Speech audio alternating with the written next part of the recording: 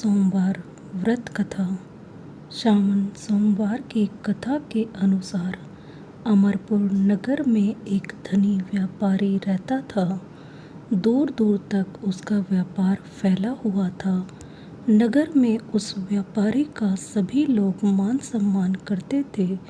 इतना सब कुछ होने पर भी वह व्यापारी अंतर्मन से बहुत दुखी था, क्योंकि उस व्यापारी का कोई पुत्र नहीं था। दिन रात उसे एक ही चिंता सताती रहती थी। उसकी मृत्यु के बाद उसके इतने बड़े व्यापार और धन संपत्ति को कौन संभालेगा। पुत्र पाने की इच्छा से वह व्यापारी प्रति सोमवार भगवान शिव की व्रत पूजा किया करता था। सायकाल को व्यापारी शिव मंदिर में जाकर भगवान शिव के सामने घी का दीपक जलाया करता था। उस व्यापारी की भक्ति देखकर एक दिन पार्वती ने भगवान शिव से कहा, हे प्राणनाथ, यह व्यापारी आपका सच्चा भक्त है। कितने दिनों से यह सोमवार का व्रत और पूजा नियमित कर रहा है। भगवान आप इस व्यापारी की मनोकामना अवश्य पूर्ण करें। भगवान शिव ने मुस्कुराते हुए कहा, हे पार्वती, इस संसार में सबको उसके कर्म के अनुसार फल की प्राप्ति होती है। प्राणी जैसा कर्म करते हैं उन्हें वैसा ही फल प्राप्त होता है। इसके बावजूद पार्वती जी नहीं मानी। उन्होंने आग्रह करते हुए कहा, नहीं प्राणनाथ, आपको इस व्यापारी की इच्छा पूरी करनी ही पड़ेगी। यह आपका अनन्य भक्त है।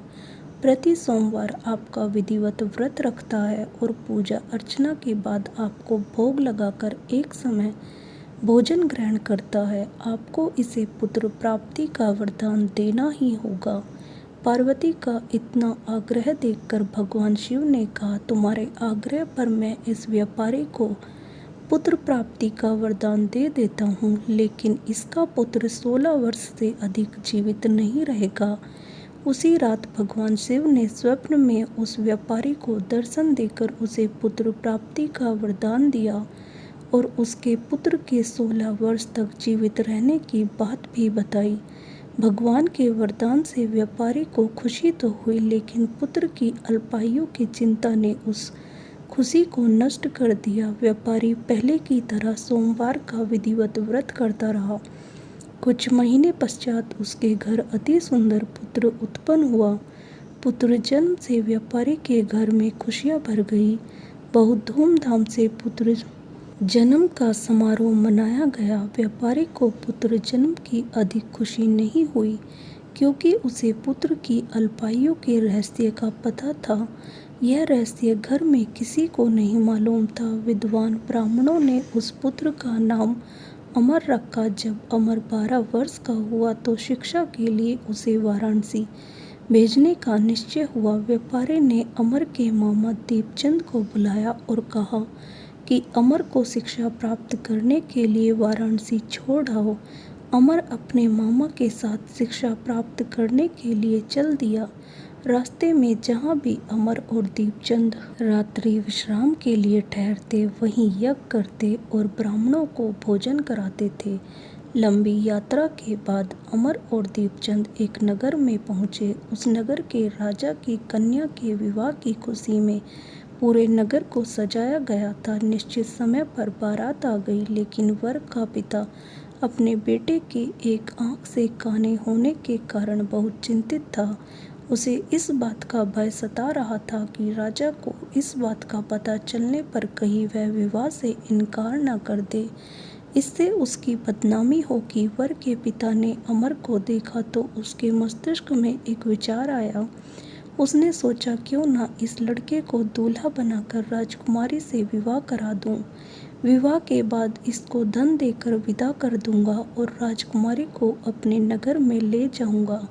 वर के पिता ने इसी संबंध में अमर और दीपचंद से बात की।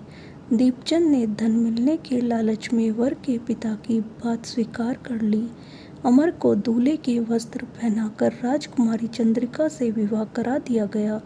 राजा ने बहुत सा धन देकर राजकुमारी को विदा किया। अमर जब लौट रहा था तो सच नहीं छिपा सका और उसने राजकुमारी की ओढ़नी पर लिख दिया, राजकुमारी चंद्रिका, तुम्हारा विवाह तो मेरे साथ हुआ था। मैं तो वाराणसी में शिक्षा प्राप्त करने जा रहा हूँ।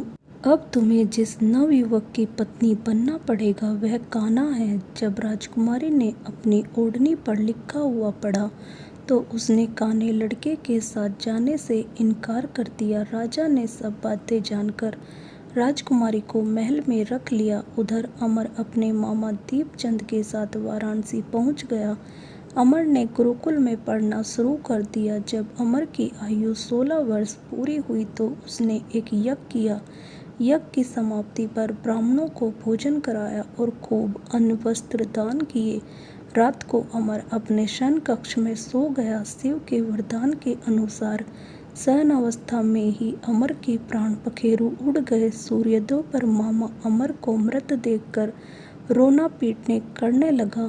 आसपास के लोग भी एकत्र होकर दुख प्रकट करने लगे। मामा के रोने विलाप करने के स्वर समीप से गुजरते हुए भगवान शिव और माता पार्वती ने भी सुने। पार्वती जी ने भगवान से कहा, प्राणनाथ, मुझसे इसके रोने के स्वर सहन नहीं हो रहे। आप इस व्यक्ति के कष्ट अवश्य दूर करें। भगवान शिव ने पार्वती जी के साथ अदृश्य रूप में समीप जाकर अमर को देखा तो पार्वती जी से बोले, पार्वती, यह तो उसी व्यापारी का पुत्र है। मैंने इसे 16 वर्ष की आयु का वरदान दिया था। इसकी आयु तो पूरी हो गई। पार्वती जी ने फिर भगवान शिव से निवेदन किया, हे प्राणनाथ, आप इस लड़के को जीवित करें, नहीं तो इसके माता पिता पुत्र की मृत्यु के कारण रो रो कर अपने प्राणों को त्याग कर देंगे। इस लड़के का पिता तो आपका परम भक्त है, वर्षों से सोमवार का व्रत करते हुए आपको भोग लगा रहा है। पार्वती के आग्रह करने पर भगवान शिव ने उस लड़के को जीवित होने का वरदान दिया और कुछ ही पल में वह जीवित होकर उठ बैठा। शिक्षा समाप्त करके अमर मामा के साथ अपने नगर की ओर चल दिया।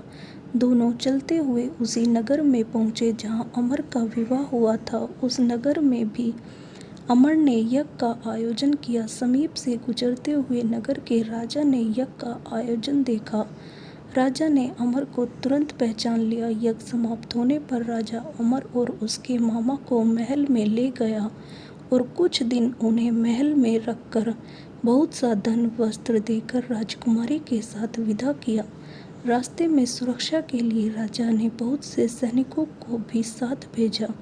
दीपचंद ने नगर में पहुंचते ही एक दूत को घर भेजकर अपने आगमन की सूचना भेजी। अपने बेटे अमर के जीवित वापस लौटने की सूचना से व्यापारी बहुत प्रसन्न हुआ। व्यापारी ने अपनी पत्नी के साथ स्वयं को एक कमरे में बंद रखा था। भूखे प्यासे रहकर व्यापारी और उसकी पत्नी बेटे की प्रतीक्षा कर रहे थे। उन्होंने प्रतिज्ञा कर रखी थी कि यदि उन्हें अपने बेटे की मृत्यु का समाचार मिला तो दोनों अपने प्राण त्याग देंगे। व्यापारी अपनी पत्नी और मित्रों के साथ नगर के द्वार पर पहुंचा। अपने बेटे के विवाह का समाचार सुनकर पुत्रवधू राजकुमारी चंद्रिका को देखकर उसकी खुशी का ठिकाना ना रहा। उसी रात भगवान शिव ने व्यापारी के स्वप्न में आकर कहा, हे श्रेष्ठी, मैंने तेरे सोमवार के व्रत करने और व्रत कथा सुनने से प्रसन्न होकर तेरे पुत्र को लंबी आयु प्रदान की है। व्यापारी बहुत प्रसन्न हुआ। सोमवार का व्रत करने से व्यापारी के घर में खुशियाँ लौट आई। शास्त्रों में लिखा है कि जो स्त्री पुरुष सोमवार का विधिवत व्रत करते और व्रत कथा सुनते उनकी सभी इच्छाएं पूरी होती है।